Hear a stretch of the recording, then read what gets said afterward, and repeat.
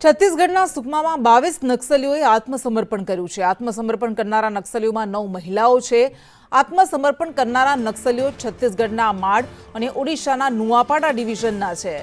હથિયાર છોડનારા નક્સલીઓને સરકારી યોજનાના તમામ લાભ આપવામાં આવશે તો એક મોટી સફળતા કહી શકાય સરકાર તરફથી, કારણ કે હથિયારો ફેંકીને આ નક્સલીઓને સમાજની મુખ્ય ધારામાં લાવવામાં સફળતા મળી છે।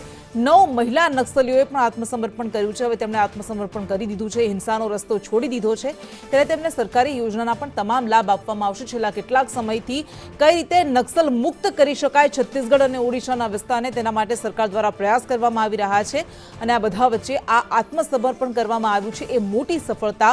9 મહિલા નક્સલીઓ આત્મસમર્પણ કર્યું, કેટલાક પુરુષ नक्सलियों પણ આત્મસમર્પણ કર્યું છે અને હથિયાર હેઠા મૂક્યા છે। नक्सलियों द्वारा जो उनकी विचारधारा है, नक्सलियों की वो जो खोखली विचारधारा से तंग होकर आज आत्मसमर्पण किया है। इसके बाद नक्सलियों को कौशल्य विकास और अन्य जो शासन की योजना है और आत्मसमर्पण नीति के लाभ है उसके तहत उनको लाभ दिया जाएगा।